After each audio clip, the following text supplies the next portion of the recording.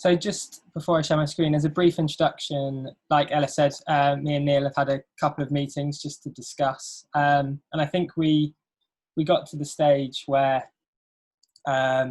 we were almost envisaging this somewhere between an interview and a lecture, in that it's going to be shared in PowerPoint. We can zoom in and out. It's quite loose in its nature, but we were keen that it's almost like you're planning a lecture.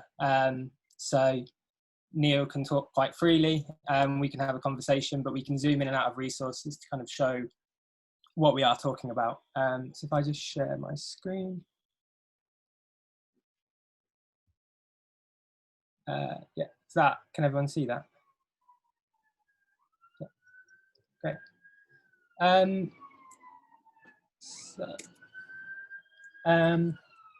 Briefly, when I first spoke to Neil, there was a slight reluctance as we first spoke, in that Arch-ive as a platform can quite often equal, book equals building, which he was quite wary of, in that he read a piece of literature and this building kind of magically appeared from it. I think during one of our discussions, he gave an analogy for loam, which you can see here, which was a beautiful analogy that I could pass over to Neil to discuss further. Would you like me to, are you passing over to me now? Yeah. I think I do have a skepticism about architects showing off all of their bookcases and laying claim to a deep intellectual life which somehow has an equivalence to their buildings. So that was the beginning of our conversation. And I think I'm to a degree skeptical about the idea that you would say, here's a whole set of texts that I read and here's a building that I built, and somehow you create some equal sign between the two of them. And it's perfectly clear that many architects are extensive and careful readers, and that reading must have some impact on the buildings that they build in due course. But unpicking the nature of that relationship seems to me to be trickier than creating any direct equivalences. And I find myself doing it at lectures, and I hear other people doing it at lectures, where they say they're reading some text, and the next thing is we have photographs of the building and we're intended to create an equivalence. So when I was talking to you about it, Dominic, in the first instance, I said it might be more like the idea of loam, which is the kind of layers of soil that build up in a garden, and that whatever grows out of that loam is naturally dependent on it. But the relationship between the substructure, the kind of nourishing substructure, and whatever growths come from it is not as direct or necessary as sometimes people think. So that was really, I think, the metaphor we were using when we discussed the potential of this lecture. Yeah, and I think it was a very beautiful analogy. And we spoke at that beginning about, you made reference to the Artless Word by Mies van der Rohe, and the way that he connected books how books were connected through his notepads and sketchpads back to literature, but in a way that was quite free flowing. So it placed it loosely. It didn't kind of necessitate that one building came from certain readings, but it was kind of wider than that. Yeah, I mean, I think that the book is written by Fritz Neumeier, and he went into the Mies van der Rohe archive, which I think is at the Museum of Modern Art in New York. And Mies, being a meticulous person, Neumeier quickly realized that he'd kept receipts for all the books he'd bought, and he'd written very scrupulous notes in the margins. So it's a really beautiful text where he sort of reconstructs the kind of intellectual and imaginative development of Mies van der Rohe through his reading, parallels it with speeches and lectures that he gave, and then looks at the buildings he was building at that time. And you can see this kind of particular view of the world, which becomes in a way more and more laconic as he grows older. But at the beginning, it's got so many rich and complex threads in it, in terms of the number of things that he's reading about that are influencing his work, from the biology of the cell, to German experimental theatre, to neoplasticism and so on. But you can see all of these readings coming together and bit by bit assembling a kind of consistent interior world. So for an architect of my appetite, it's a book I really enjoyed. And have you found, for example, moving forward onto the Alzheimer's Respite Centre in Dublin that you completed in 2010, have you found that a lot of the themes to do with that, for example, neurology and the brain, I know was obviously very important, was a lot of that stuff you were reading prior to your engagement with the project, or has that kind of been brought about during the project and then something that you continue to reflect upon? Well, I mean, it was a remarkable and interesting brief we were given by the Alzheimer Society of Ireland, where they said, we don't know anything about architecture and you don't know anything about dementia, so we'll spend some time educating each other. I mean, what a fantastic invitation from a client. And they asked us to read around the subject of environmental design and the way it can impact on people with dementia. And they asked us also to immerse ourselves in the lives of people with dementia who are using their daycare centre.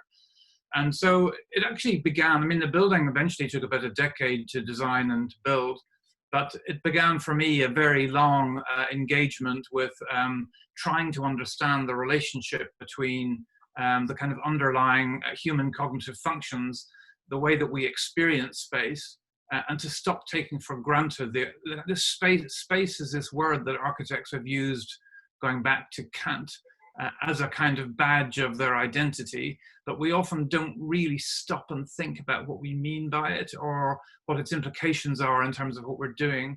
So the idea that space is something which is, in Kant, is this balance between, is space an innate function of the mind? Is it an innate capacity of the mind?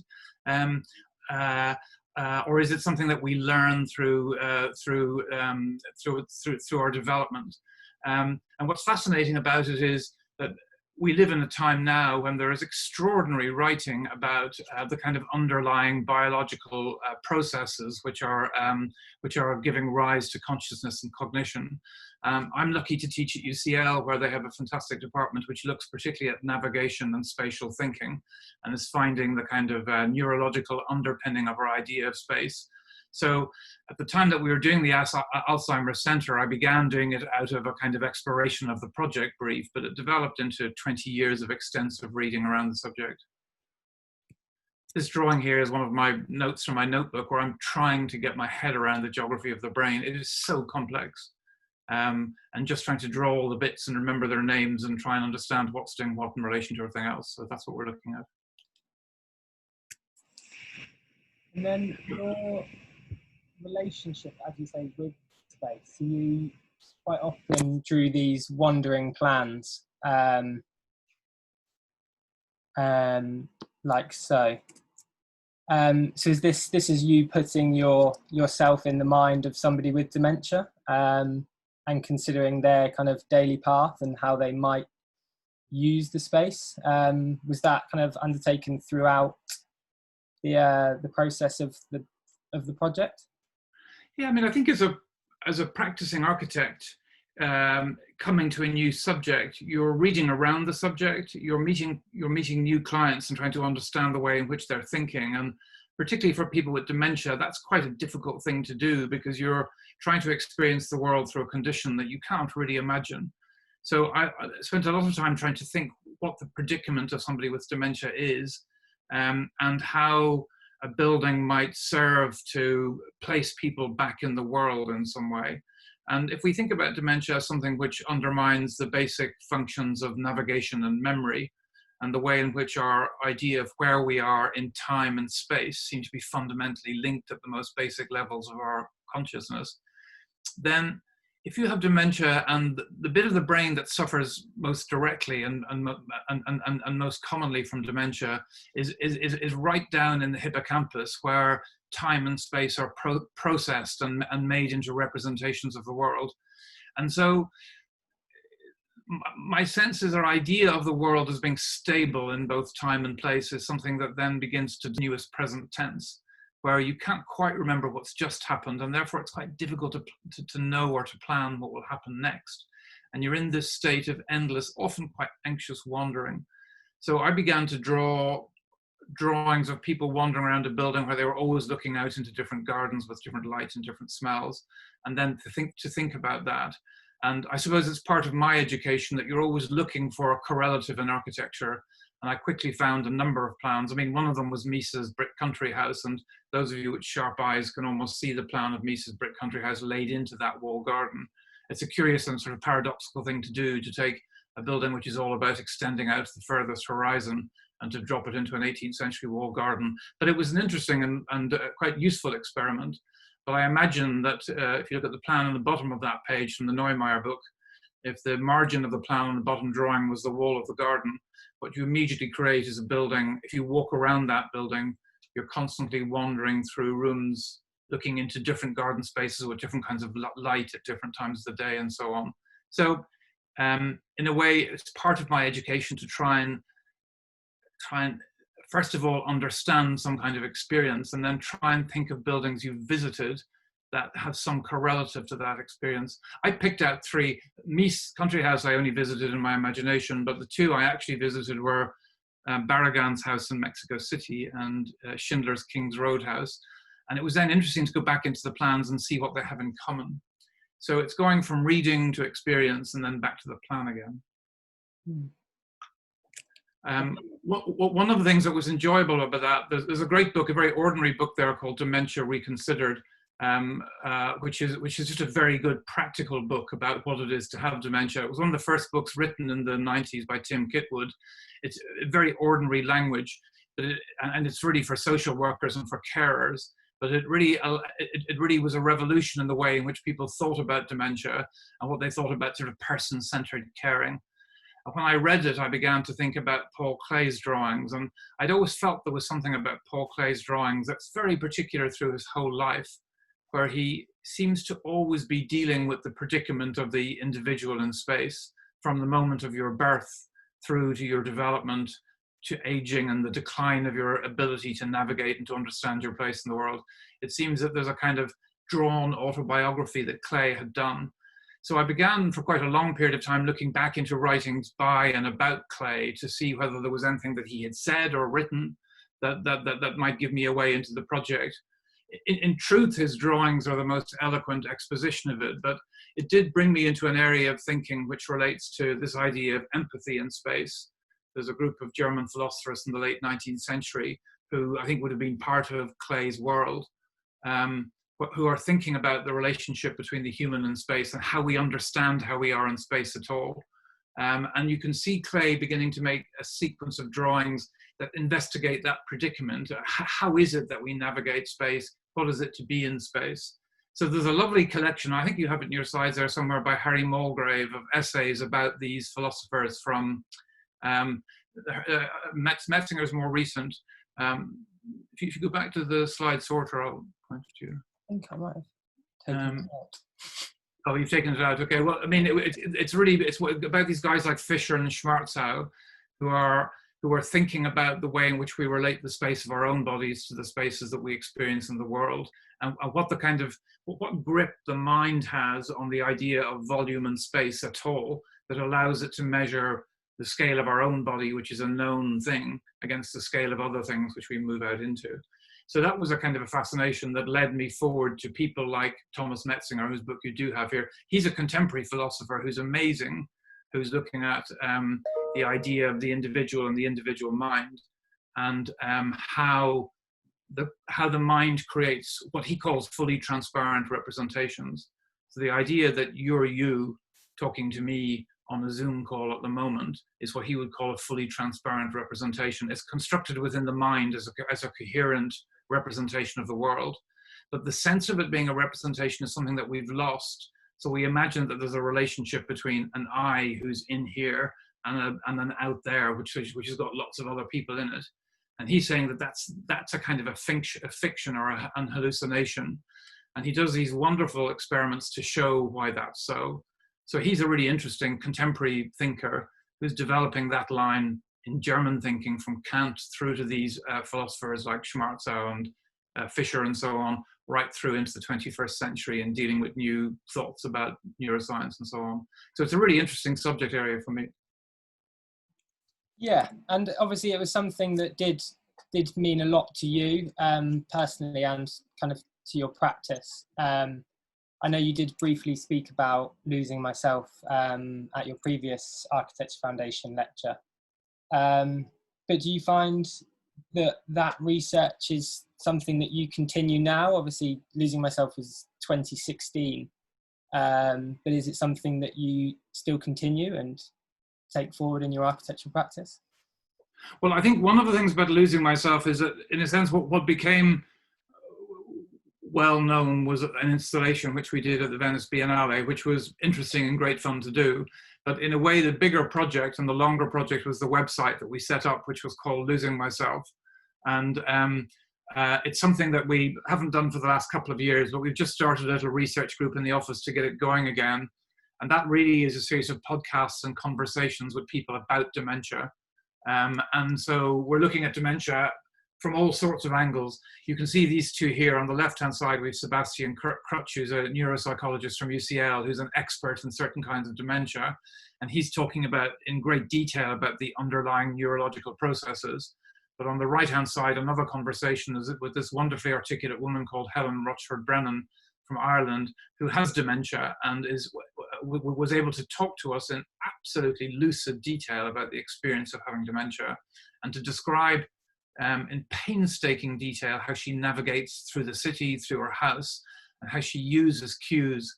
And it's really fascinating because for her, the labor of navigation, the labor of being in space and orientating herself in the world, is such a conscious act of intelligence that it makes you think about, oh, that stuff, that space that all of us just do and think all the time without even knowing it, is something that she has to constantly labor to achieve.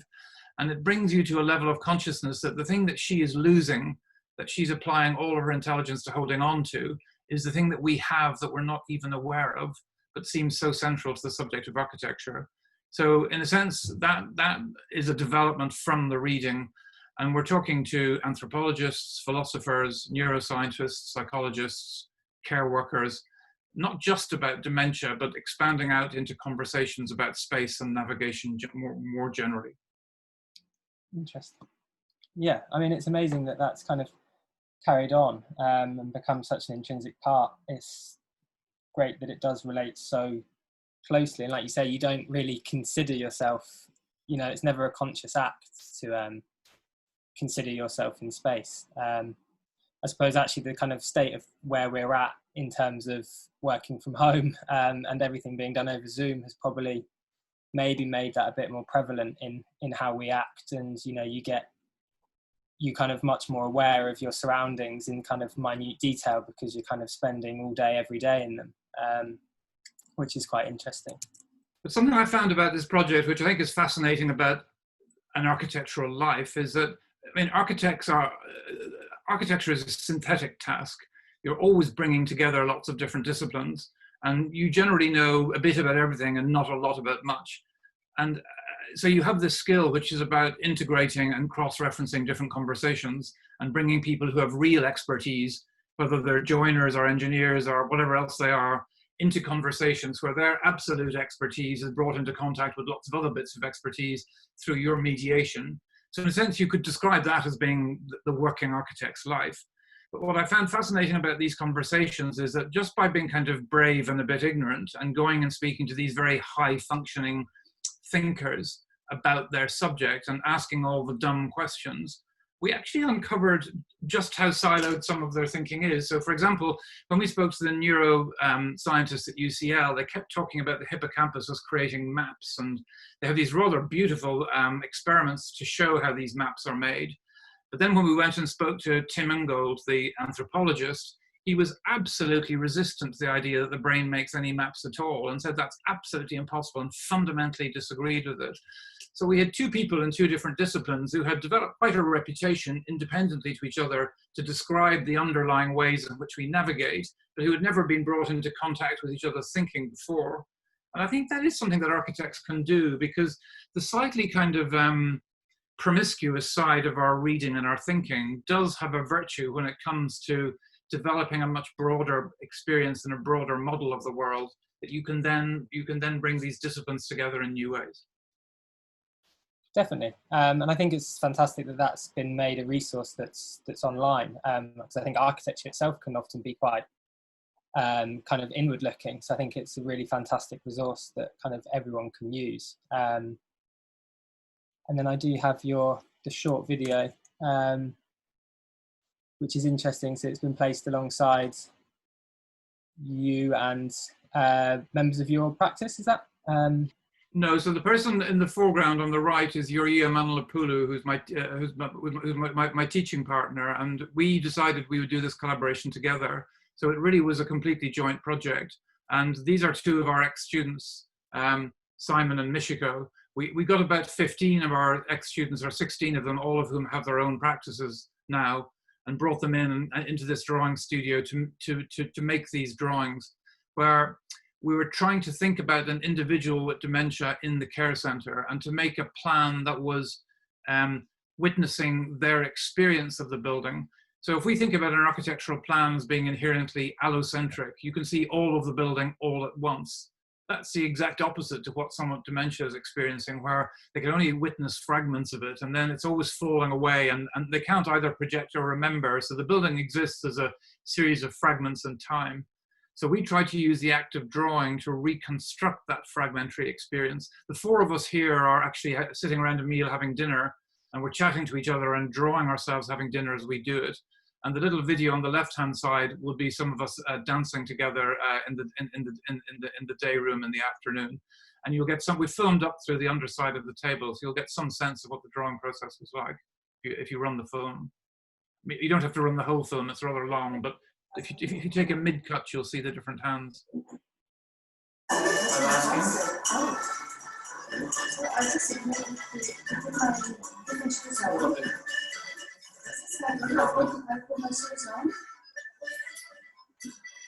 So the drawing is really the film. The drawing isn't an artifact, except in the sense that it's a film of this movement in time. And we can see Michiko and I doing a little reel there at the walls of Limerick. So in a sense, this project was meant to try and think about the convention of the architectural plan and to use that as a way of interrogating the way in which we conceive of buildings and whether people who have dementia have any way of internalizing or understanding that conception.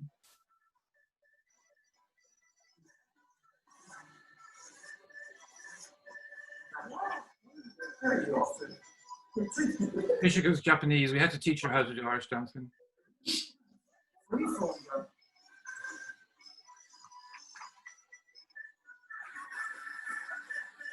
Well, I think the phrase "losing myself" in that is coming from this. I think it's Rebecca Solnit quoting or referencing Walter Benjamin, where he says, "To be lost is to be truly present." And I love this idea that in those moments when we're lost, or we have that uncertainty in terms of navigation as to where we are, or even at moments in our lives where we feel a little lost, we're far more present in the world in those moments than you would otherwise be.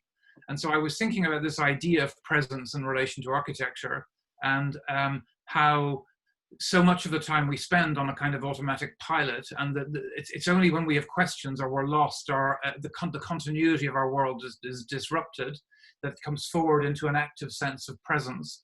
And so the idea of being in space or situating yourself in the world and relating to that idea of being present and the glitches or disruptions in the smoothness of our experience that produce the consciousness of presence was something that we were interested in. And of course, the phrase "losing myself" contains that idea of the architect's own intersubjectivity, that you're constantly trying to put yourself in the situation of somebody who is not you, that you have to somehow be lost on their behalf.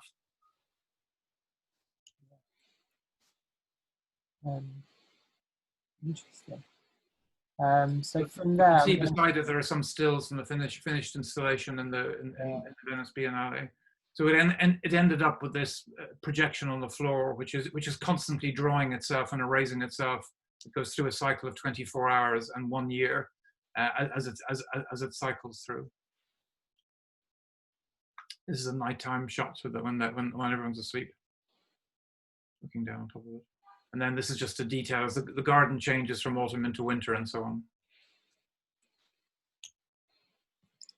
I think that's quite a good into seeing your. So we kind of spoke very briefly on 3 of your projects from kind of the beginning of your career. So it'd be quite interesting to discuss those and how that's changed, how your perception's changed, I suppose, gain a bit more of an understanding about what was going on.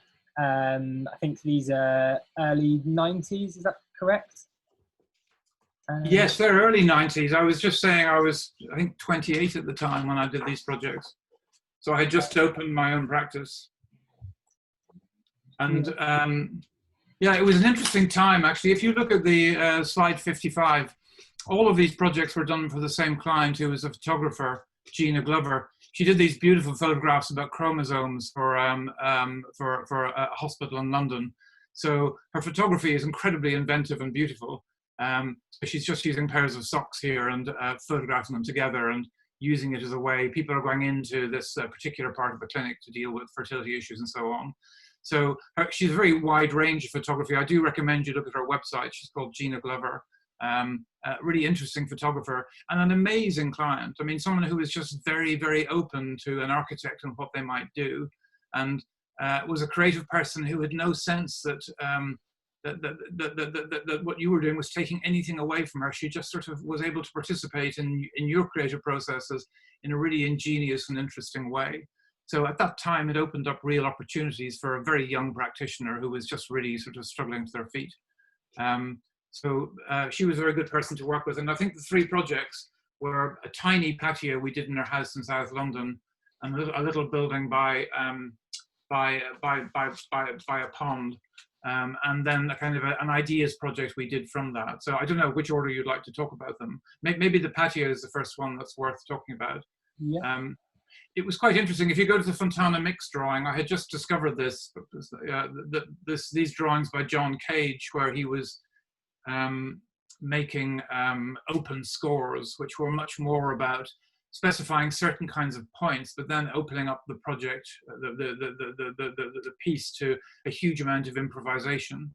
And I wondered, were there kinds of working drawings or instructions that you could give to builders that would have much more of that kind of quality, that rather than saying, here's a set of working drawings that tells you in exacting detail everything that you might do, there might be something that is much more scored in a much more open way that allows for improvisation and chance and for things that come outside the architect's own authorship to enter into the project.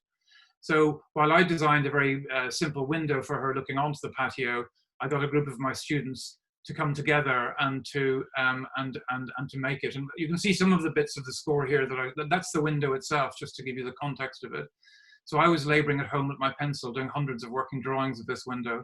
But if you show the model there on 78, you'll get a sense of what the patio project was then something that I was opening up to other people to both make, but also to design and to create through making. And then the invitation I gave them was through a kind of a score, which was just a series of references. So for example, if you go to the Heaney slide for a moment, it would be worth just, in Door into the Dark, he has a wonderful, it's already 69, is it?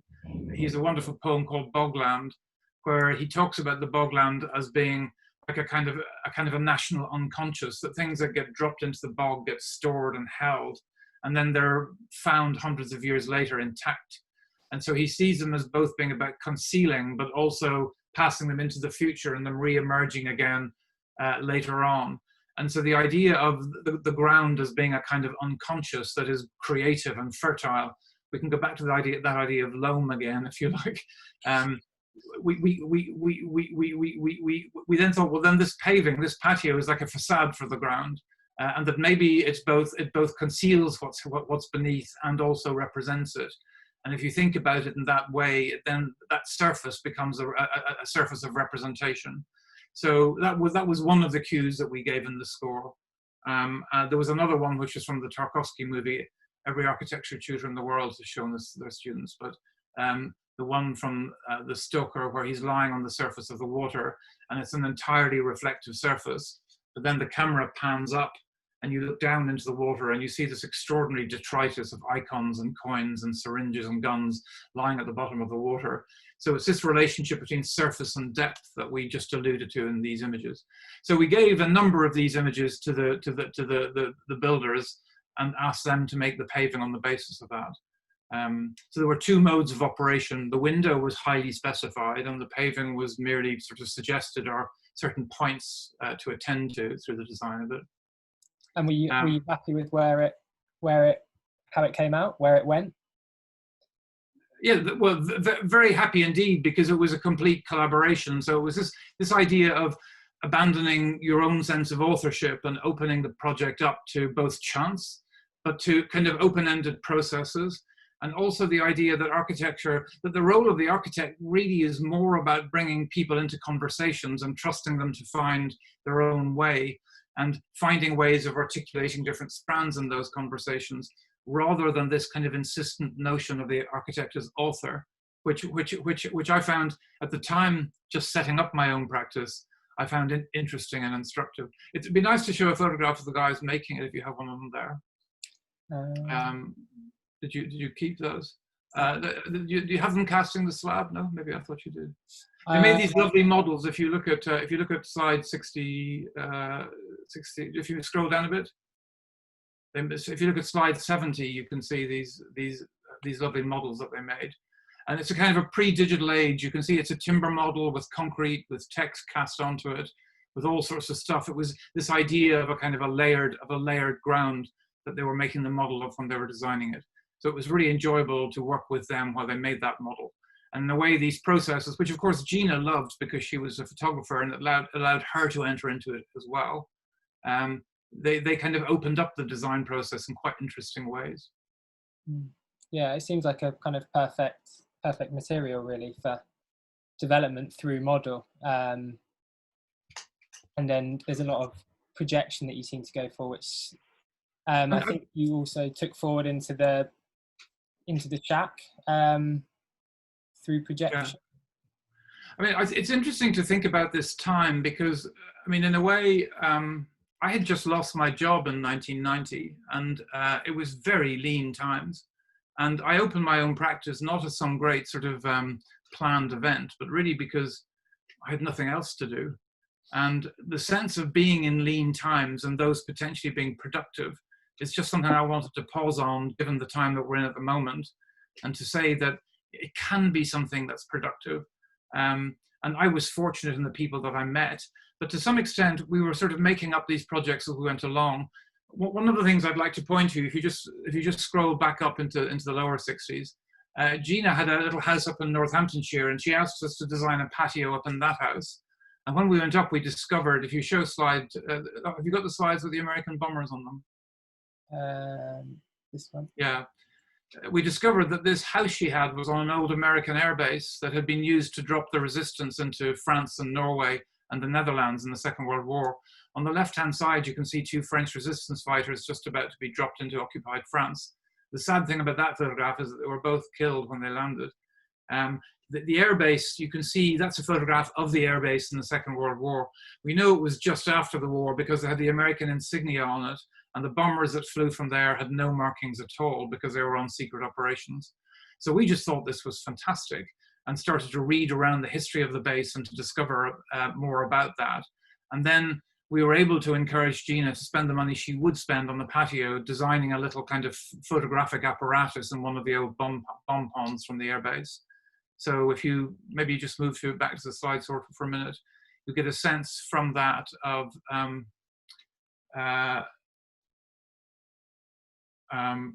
let me see, there were these Anselm Kiefer paintings. You look at number 56, slide 56,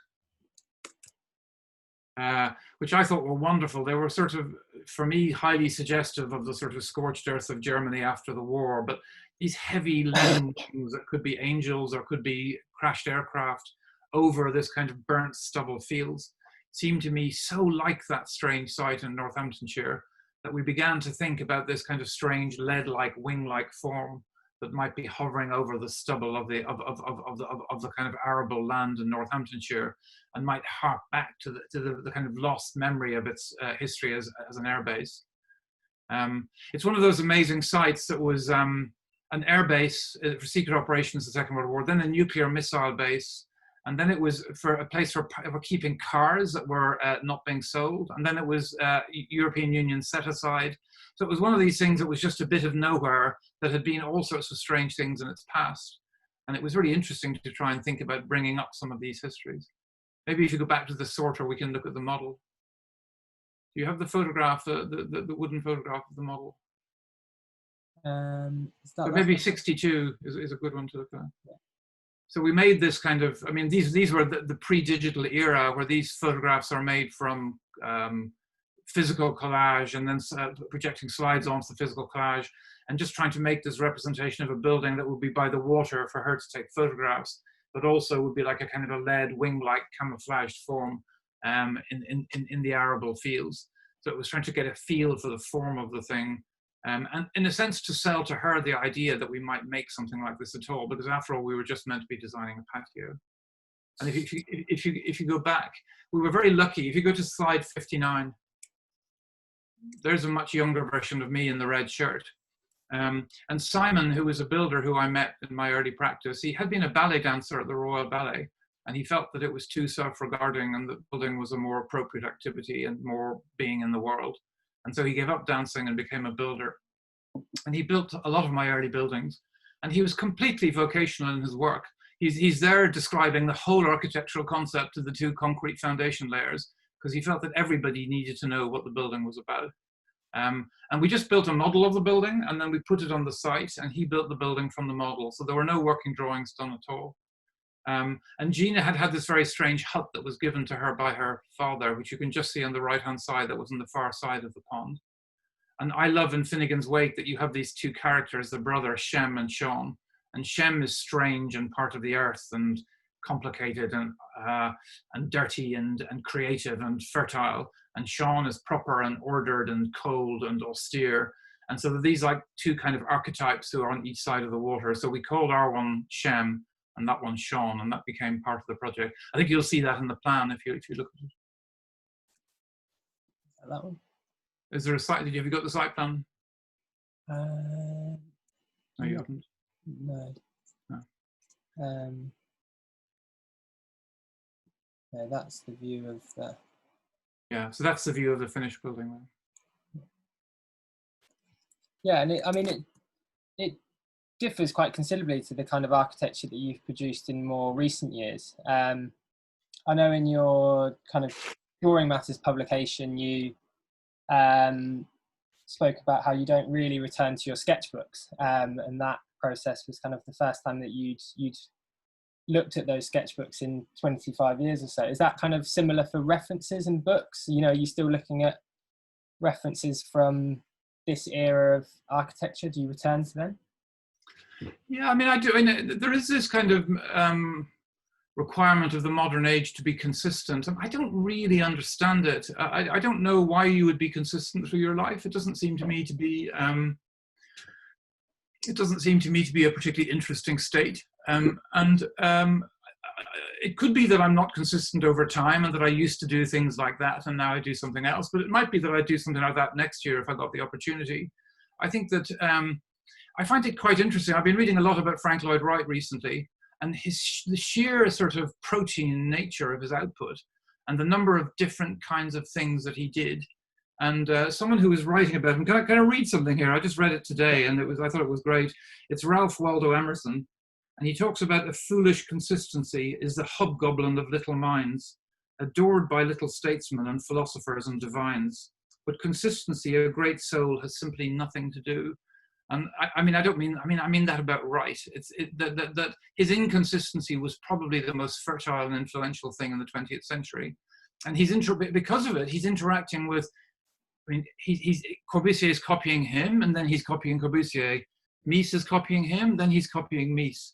You know, people like Utzon and James Sterling could never have been who they were if it wasn't for him.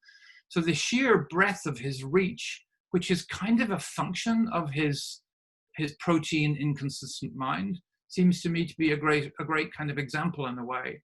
Mm. So I think consistency is highly overrated. Overrated. Definitely. And the last project, I don't know if we have time, the last project which we did there was based on some poems that were written by a friend of mine. Have you got the phototropic one? Have we time to look at that? Yeah, I've got a couple of the model photos. Is that phototropic? Yeah, so this was on the old runway of the airbase. When we were building the building, we kept bumping into these old American airmen who were coming back and trying to find their old airbase. And because the runways have been dug up now, it's completely invisible. So we wanted to try and think about a way of allowing them to navigate back to their airbase. And when they were supplying the resistance, they'd be homed in by radio from French resistance operatives in France. So we thought we'd put a little radio installation on the site that would just broadcast a fixed radio signal. So when they get their hire car at Heathrow, they can just tune into that radio signal and it'll bring them home in a way. So the little installation at the end of the runway is to bring the old airmen home to find their site. But at the same time, a friend of mine, Sarah Maguire, who was a poet, was writing these very beautiful poems about industrial flower farming. And I loved the idea that this site had always been something else. You know, the idea of being set aside or for parking cars or for nuclear missiles. It just seemed to have the whole history of the Gubbins bit of British landscape seemed to have run through this site. And so I like the idea of installing industrialized polytunnel flower farming here. I don't know if you have any of Sarah's poems on your sorter, do you? I think I sent you some yesterday. But she has these extremely beautiful and ethereal poems about the unnatural nature of flower farming. And I thought it was interesting to think about. Oh yeah, that's one of them. So year-round chrysanthemums is very Sarah. In mid-July, they think it is winter. All it takes is an hour's incandescence at midnight, and their day germinates. 24 hours makes 2. Year-round chrysanthemums. The long nights make you rich and fecund. Your bunched, curled faces, magenta and saffron, phototropic with desire, inexorably riding the light. And I just love this. On the other page, the mist bench, it talks about these misting machines and these light machines that just switch lights on and off to fool the flowers into thinking that time is passing. So you have this very strange thing where the landscape is responding to the underlying rhythms of, let's call it nature, but it's also then being directed by the market through telecommunications to speed up or slow down its own speed of fertility in order to produce stuff ready for the market. And back in 1996, in a kind of on the border of the digital era, it seemed to be a really interesting subject, this idea of the kind of market that mediated, the landscape that mediated between the market and the natural rhythm of the seasons through telecommunications. It just seemed to be quite kind of a vital idea at the time. So we made this flower farm with the polytunnels, and you can see there's also a little laboratory for pollinating the flowers, because in her poems she explains that some of the pollen is more valuable than gold. And so the way in which the flowers are bred and propagated becomes this highly precious kind of almost sacred act. And so the building on the runway is a laboratory for manipulating the pollen of the flowers. So that was just an ideas project that was done on the back of the ones that we actually built. Yeah, so that's never kind of come to fruition. Yeah, I don't think it was ever intended to come to fruition. It was such a fertile landscape. I could have done any number of projects on it. We got one built, and that was enough probably. Yeah.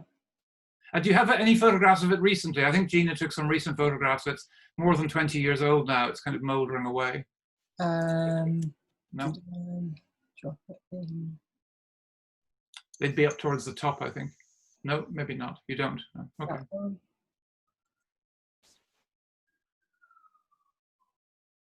So you can see it there amongst the fields in Northamptonshire.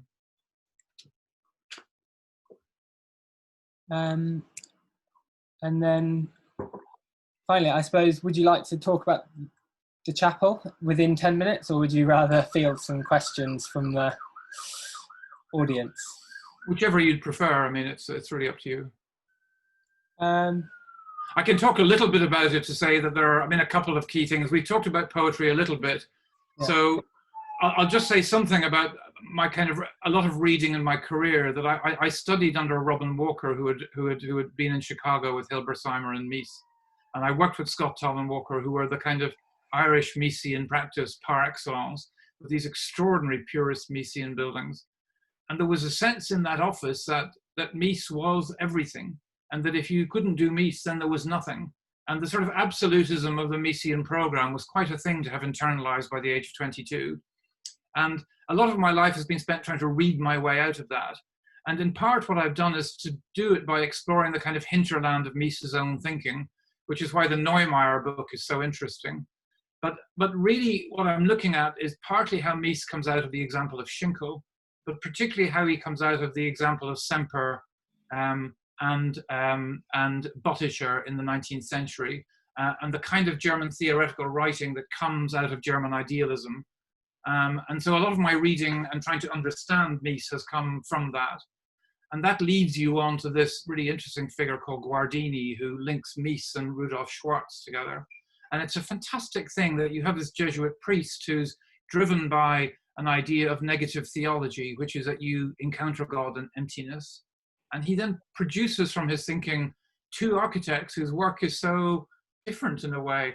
And I always feel that Mies and Schwarz are like these two, they're like twins who went and had different lives, but always kind of come back to each other in some way.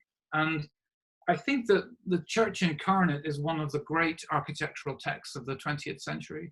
And I really just wanted to say that the project for the chapel, for me at a deeper level, was trying to synthesize the liturgical spatial thinking that Schwarz puts forward, which is almost disembodied. It's almost made out of God and light, with the sort of much more tectonic thinking that comes from Semper, which is to do with his idea of the origins of architecture being in different forms of human making.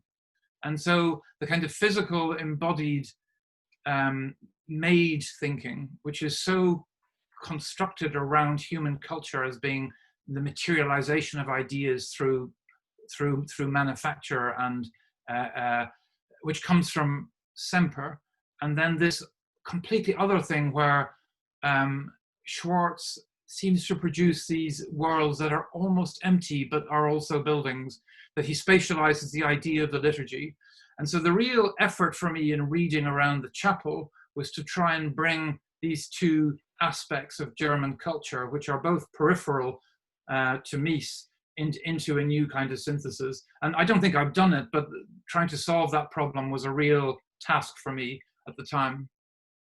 Yeah, I mean, that was one of the questions I had down, really, that there's a large range of sources that you use for the chapel. How do you go about kind of unifying them? Like, what's your process of reading and writing from and drawing and to kind of create this piece of architecture? Yeah, it's difficult because I wrote a piece about this building, which is quite lengthy and kind of exhaustive in a way, about all of the things that I had been reading around this building. And I finished it and sent it to my teaching partner, Yoria, and she said, "Why did you do that? What are you trying to do? Are you trying to create an equivalence between all of these things you've read in that building? And what kind of equivalence would that be? And surely you've now given the building to the world, and it's minding its own business. And what are you doing coming back to it and putting your arm around its shoulder again and insisting that it's all of these things?" So it's a little bit of a kind of an anomaly, really. And that's why I want to go back to that idea of loan. It's quite difficult to articulate this relationship between reading and thinking and drawing and building. And I think that it's obvious that it exists, but I think for the best architects, it somehow has been internalized to the extent that it's not something that is required at all for your understanding of the building. And the building exhausts itself in its own completeness and in its own inhabitation and weathering and life. And so it's nice in a session like this to talk about reading and to say that there's a life of the mind that accompanies architectural production. But to say that architectural production is somehow a function about reading is much more problematic for me. And I find myself more and more, I mean, during the lockdown, I've just been reading all the biographies. This, what's his name? Neil, it'll come to me, his fantastic autobiography, his fantastic biography of Frank Lloyd Wright. I mean, one of the best architecture books I've read. And in a sense, the reason I read them is almost for company more than anything else, or to understand that people had lives like yours and that they produced this stuff out of them, rather than, and to try and place yourself in that world, to try and see yourself as some peripheral or a modest part of that world, seems to me to be the main reason for that kind of reading. Mm. Yeah, and I suppose that might feed quite nicely into kind of the final question about the drawing that you did for the Alzheimer Centre and the drawing after the building was completed. I think that kind of ties in quite nicely that there's not this straightforward process that you were kind of reluctant about. And actually this drawing was questioning the kind of the way in which architects draw, how they draw the building kind of hundreds of times prior to its completion, but then once it's completed, probably never draw it again. I just wondered if you could speak a little bit about that. Maybe just go to slide 27 and we can run through those slides in a row. I was reading Rossi's scientific autobiography, and there was just this fantastic line in it that stuck in my mind, which is when he talked about the drawing he did for the cemetery at Modena. He described it as being based on the Goose Girl game, which is a kind of an Italian child's game. And then he said, it's a drawing after the building. And I thought the word after was really interesting, that an architect would choose to draw the building after they had completed it. And that was a different kind of act, because the architectural drawing here is not propositional, but it's reflective and retrospective. And I find that really fascinating. And you could spend a long time talking about that idea, but one thing, if you move on to the next slide, that the Alzheimer Centre in Dublin was in a sense very disappointing in that the people who we designed it for then didn't use it. And it was used by a much more professional kind of medicalized people who treated dementia in a kind of different kind of way. And they had a kind of a tin ear for architecture. I mean, look at those two seats in the photograph. They are, I mean, apart from any visual headache they're giving you, they're the worst possible seats for an old person to sit in. People with dementia have to make eye contact with each other just to remain in that social world. And if you were old and you sat in that seat, you'd just be looking at the ceiling in 10 seconds. And the second thing is you can't get up. It would be really difficult for an old person. So in a sense, the way in which the building was dreamed of and what the building was like were very, very different. And that magnolia tree in the garden, which I planted for my mother, they dug up after 2 years. I don't know why. And so the building was in many ways inhabited, was a great disappointment to me.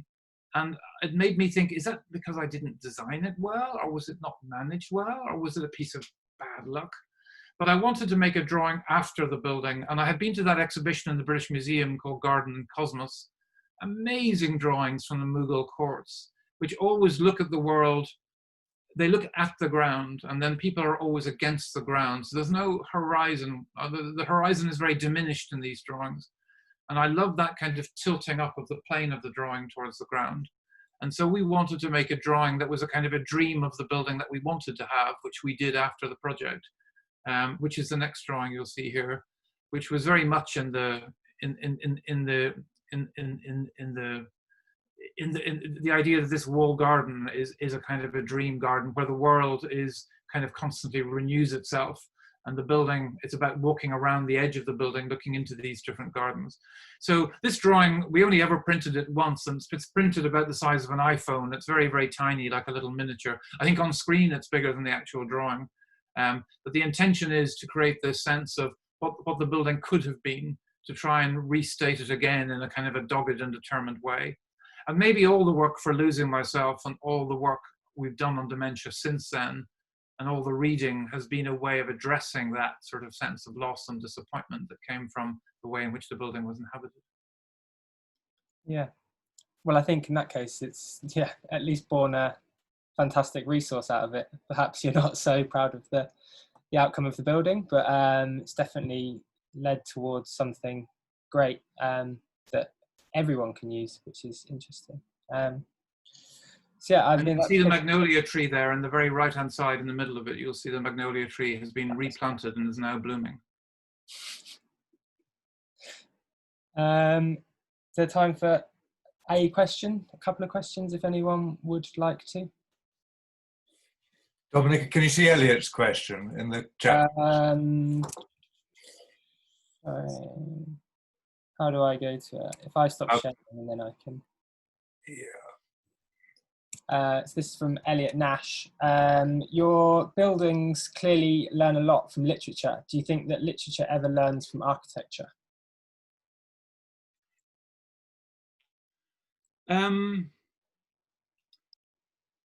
Well, I mean, partly because I teach in the Bartlett, and I've got some difficulties with architecture being produced as literature sometimes. I think a bit about the relationship between literature and architecture. Of course, there are many amazing buildings that have as their bone structure urban form, or if you think about Joyce in Paris writing Ulysses with the maps of Dublin in front of him and a stopwatch and a divider as he uses the map of the city to generate the novel. There are hundreds of versions of that. So I think that the way in which literature situates itself is often highly dependent on an architectural setting. But I think that maybe more interesting for me is this thing that is more about the way that the relationship between narrative and architecture. And maybe it's because I've been reading about Frank Lloyd Wright recently, the sense that the architects in the 40s and 50s were kind of damning him for his refusal to get with the kind of modernist program, which was all about a certain kind of positivism in which architecture was turned into a discipline in which all you had to do was look at the function and the construction and the scientific facts, and then the building would kind of produce itself out of those hard facts and knowledge. And there was Wright talking about Aladdin and Taliesin and constantly telling stories, and also producing these highly representative forms, which people were damning as kitsch. But actually they were all also copying him. I mean, everybody from Mies to Corbusier, the people who were most negative about Frank Lloyd Wright's kind of populist kitschy side, also completely seduced by the representational forms he was making and the way in which he was weaving deep stories and deep history into something like Taliesin West, for example. And so while they were being scathing about him, they were also sort of becoming him. And it seems to me that this relationship between architecture as purely representational form that is somehow telling you a story that you've just about got on the tip of your tongue, or contains stories within it on one hand, and that architecture is an exacting factual scientific discipline which is merely about solving problems and creating the objective artifact on the other hand, seems to me to be quite a rich and complicated conversation in the 20th century that I'd like to continue unpacking. And I think it's been quite interesting in our times how it's changed. But I do feel that I often say to students that you can tell as many stories about a building as you like when you're building it, but then you've got to leave it alone. You can't stand on the corner of the building and keep telling the stories. And what I really love is when somebody comes back and starts telling you stories about your own building that have got nothing to do with anything you've ever thought of. And there's a great phrase, Borges, the Argentinian writer, has a story called The Wall and the Books about the Great Wall of China, which was built by the guy who burnt all the books. And in the end, he says, why do I find this opposition interesting?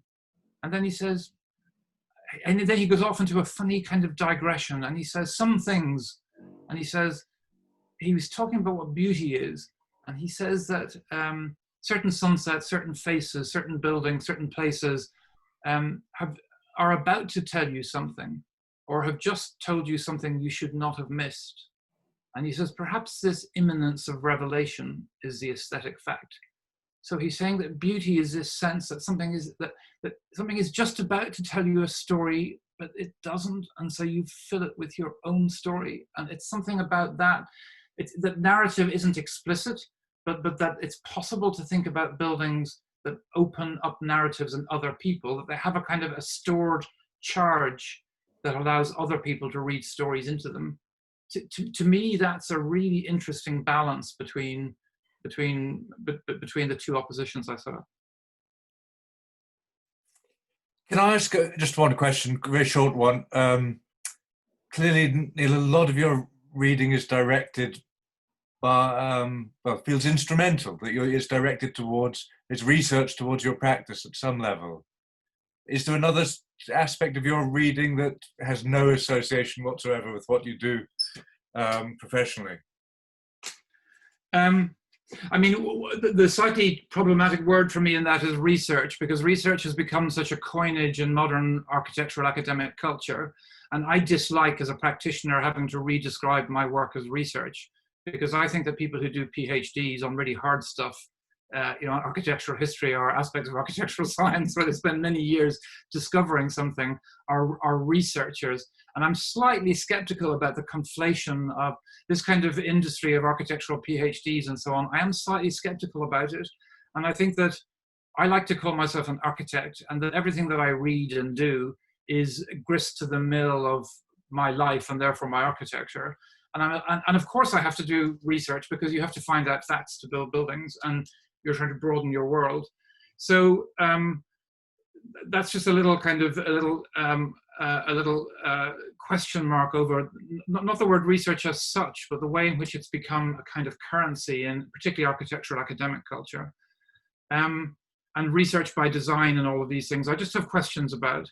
But in terms of broader reading, I mean, I've always read poetry. I've read a huge amount of poetry, and I read a lot of history. So I tend to, my library in the office is mostly architectural books and architectural theory. The library here, which is kind of that one there, is sort of 6 meters high of poetry and history. So that's and oddly, I find poetry and history probably more compelling than novels. I don't read that many novels.